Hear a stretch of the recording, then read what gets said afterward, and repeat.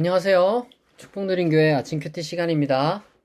2026년 7월 14일 화요일 아침 함께 묵상할 하나님의 말씀은 시편 14편 전체 1절부터 7절까지입니다. 이 표제를 포함해서 제가 낭독하겠습니다. 다윗의 시, 인도자를 따라 부르는 노래. 어리석은 자는 그의 마음에 이르기를 하나님이 없다 하는도다. 그들은 부패하고 그 행실이 가증하니 선을 행하는 자가 없도다. 여호와께서 하늘에서 인생을 굽어 살피사 지각이 있어 하나님을 찾는 자가 있는가 보려 하신즉 다 치우쳐 함께 더러운 자가 되고 선을 행하는 자가 없으니 하나도 없도다. 죄악을 행하는 자는 다 무지하냐. 그들이 떡 먹듯이 내 백성을 먹으면서 여호와를 부르지 아니하는도다. 그러나 거기서 그들은 두려워하고 두려워하였으니 하나님이 의인의 세대에 계심이로다. 너희가 가난한 자의 계획을 부끄럽게 하나 오직 여호와는 그의 피난처가 되시도다. 이스라엘의 구원이 시온에서 나오기를 원하도다. 여호와께서 그의 백성을 포로된 곳에서 돌이키실 때 야곱이 즐거워하고 이스라엘이 기뻐하리로다. 아멘.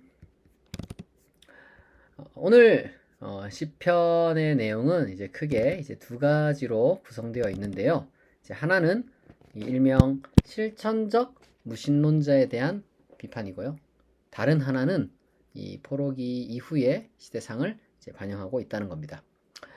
이것을 우리가 묵상하겠습니다.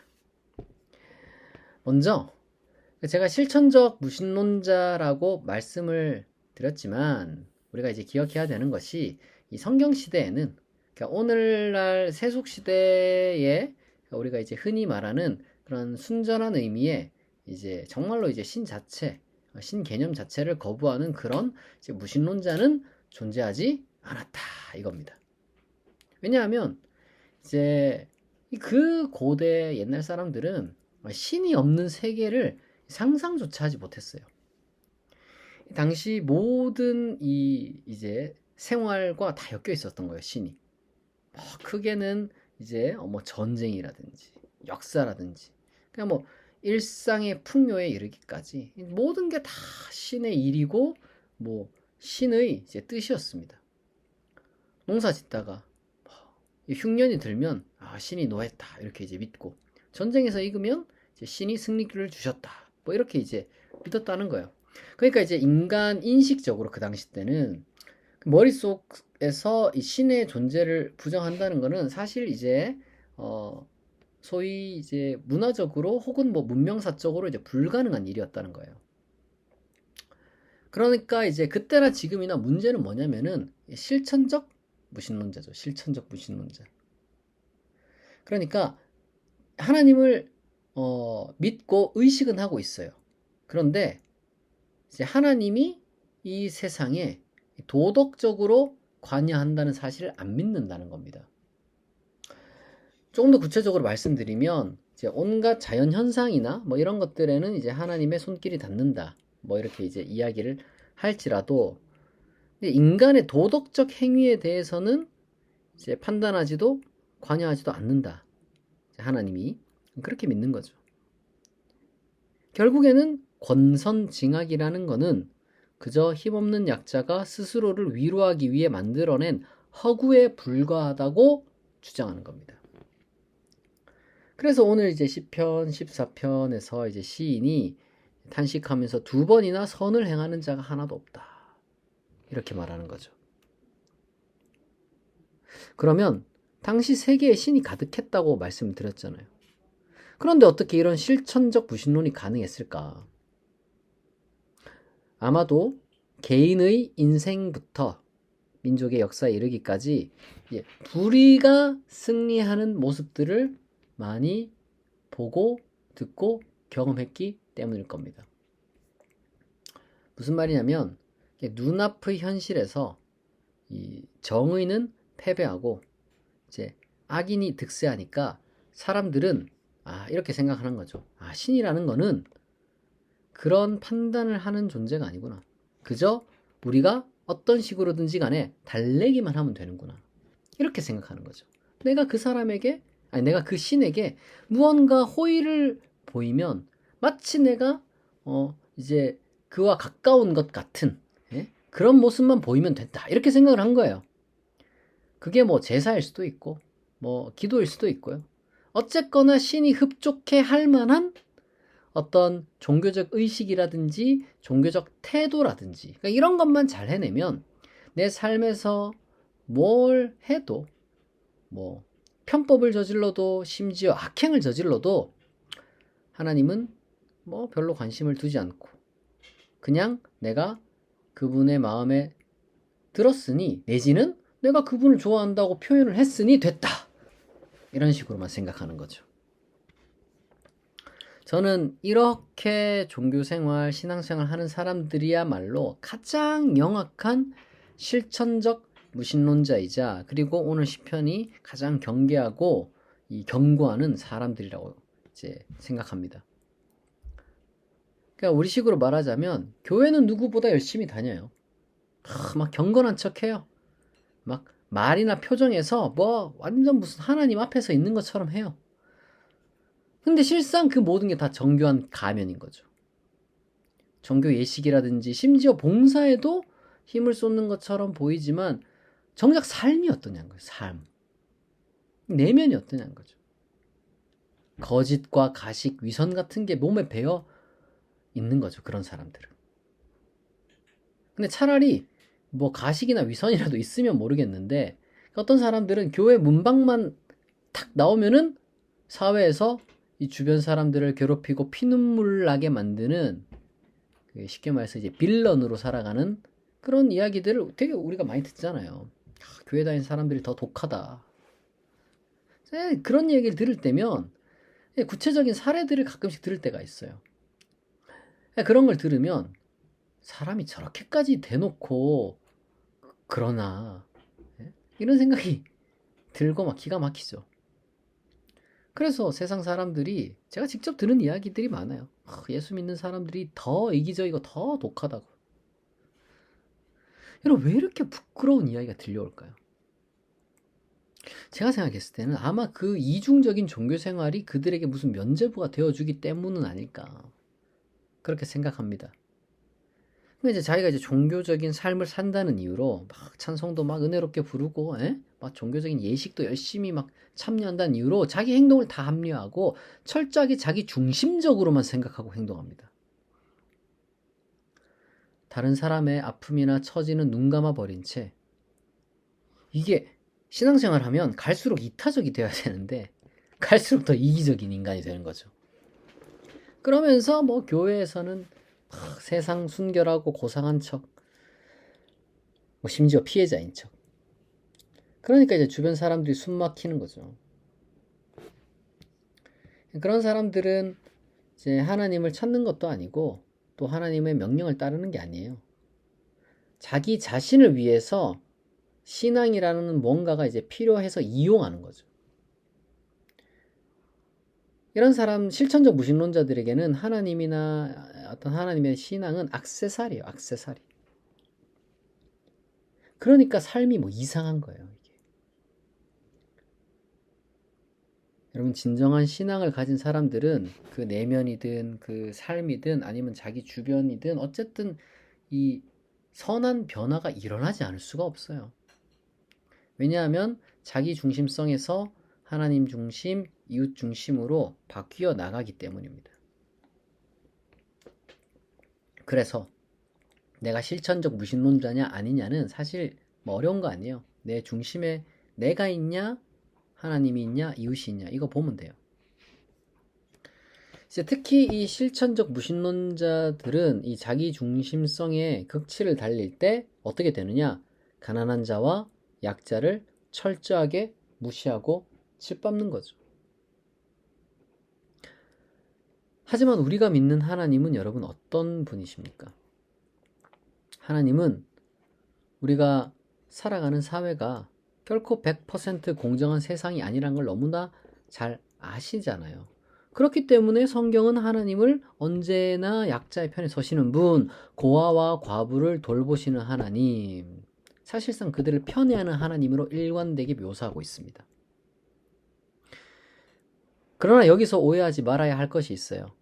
이거는요, 단순히 가난하고 약하다는 이유만으로 그들이 무조건 의롭고 옳다고 말하는 이 소위 말해서 세상의 감상적인 언더도그마를 이야기하는 게 아니에요. 가난하고 약한 사람들도 똑같이 실천적 무신론자가 될 수 있어요. 다만 강한 자들을 향해서는 결코 그 힘을 믿고 교만해서는 안 된다는 경고를, 그리고 가난하고 힘없는 자들을 향해서는 절망하지 말고 오히려 그렇기에 더욱더 하나님 편에 서는 것만이 가장 지혜로운 삶이라는 사실을 지금 잊지 말라는 강조점이 이 시에 있다는 겁니다. 가난하고 약해도 이 실천적 무신론자가 될 수가 있어요. 어떻게 보면 더 심하게 될 수도 있어요. 하나님을 막 자기 마음대로 그냥 조정하려고, 자기 안 도와주는 하나님은 다 틀린 하나님, 다른 사람이 믿는 하나님은 다 가짜 하나님, 굉장히 말도 안 되는 그런 신앙을 갖게 되는 경우도 많이 봅니다. 강자든 약자든 내 힘과 또는 내 처지를 의지하는 자기 중심성에서 벗어나서 오직 하나님과 그리고 이제 다른 사람을 중심에 둘 수 있을 때 신앙이 그렇게 나를 성장시키거든요. 그렇게 참된 신앙을 우리가 추구할 때에야 우리는 실천적 무신론이라는 이 늪에서 벗어날 수가 있는 겁니다. 그리고 한편으로 이 시편은 말씀드린 것처럼 모든 소망이 끊겨버린 그 이스라엘의 바벨론 포로기 시절, 하나님이 이스라엘을 완전히 버리셨다고 여겨지던 바로 그 시절에 하나님의 명령을 떠나 방황하는 이들을 향한 질타와 동시에 소망의 메시지를 담고 있는 거죠. 여러분, 우리는 하나님의 일하시는 그 타이밍을 다 알 수가 없어요. 오직 하나님만 아시는 영역입니다. 그러나 성도 여러분, 잠시 하나님이 우리가 원하시는 방식대로 우리가 바라는 때에 일하시지 않으시는 것처럼 보일지라도 결코 하나님이 일을 하지 않은 것이 아님을 여러분 믿으시기 바랍니다. 우리가 믿는 하나님은 뒷짐지고 한가하게 노시는 그런 한가한 신이 아니에요. 하나님은 하나님 자신이 보시기에 가장 선하고 가장 알맞은 때에 완벽하게 일하시는 분이에요. 그렇기 때문에 여러분들 내 조급함을 내려놓고 하나님의 때를 믿고 인내할 수 있기를 바랍니다. 세상이 불의해 보이고 그런 경험은 뭐 할 수 있어요. 인생에서도 그렇고 역사 속에서도 그렇고 그렇게 보여요. 그러나 여러분, 그거는 일시적인 것이고 영원한 게 아니에요. 궁극적인 게 아니에요. 최종적인 게 아닙니다. 그렇기 때문에 하나님이 우리에게 바라시는 그 선한 길에서 결코 이탈해서는 안 됩니다. 묵묵히 그 길에 서서 인내하는 자를 하나님께서는 반드시 가장 필요하고 가장 적절한 때에 건지고 구원해 주실 것입니다. 우리가 참된 그리스도인으로서 실천적 무신론이 아니라 이제 하나님의 구원을 바라고 인내하는 그러한 성도로서 오늘 하루도 살아갈 수 있기를 진심으로 축복합니다. 이 시간 우리 말씀을 기억하고 또한 각자 마음에 품고 나온 기도의 제목들을 하나님께 아뢰며 약 3분간 기도하겠습니다.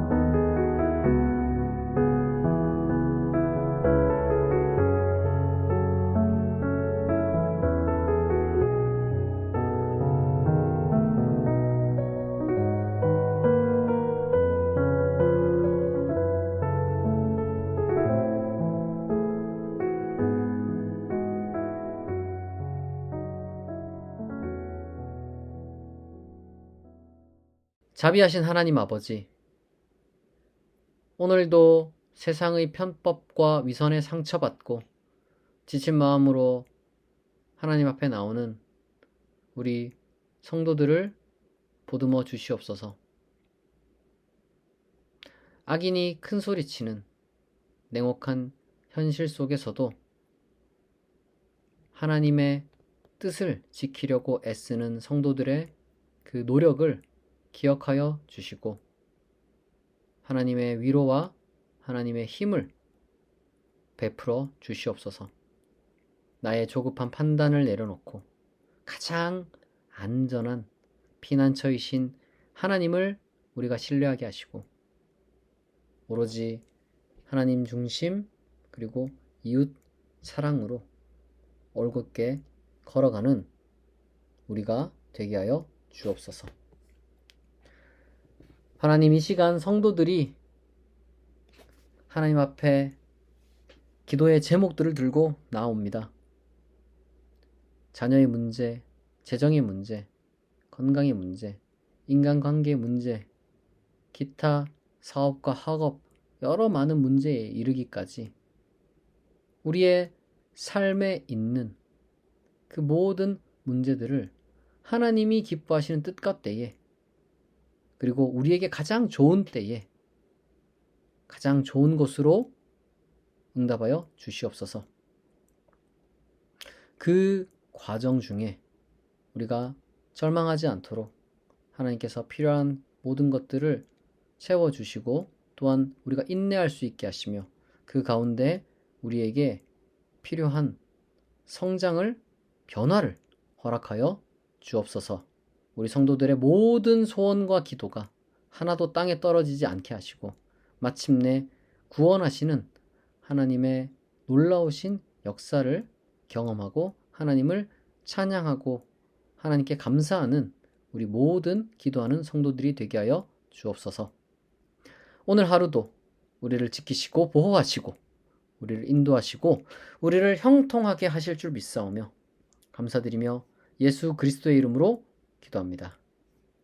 아멘. 지금까지 축복누린교회 아침 큐티였습니다. 큐티는 매주 월요일부터 금요일 오전 6시에 진행됩니다. 이 말씀으로 이 하루를 시작하는 복된 여러분이 되시기를 바라요. 오늘도 좋은 하루 되세요. 감사합니다.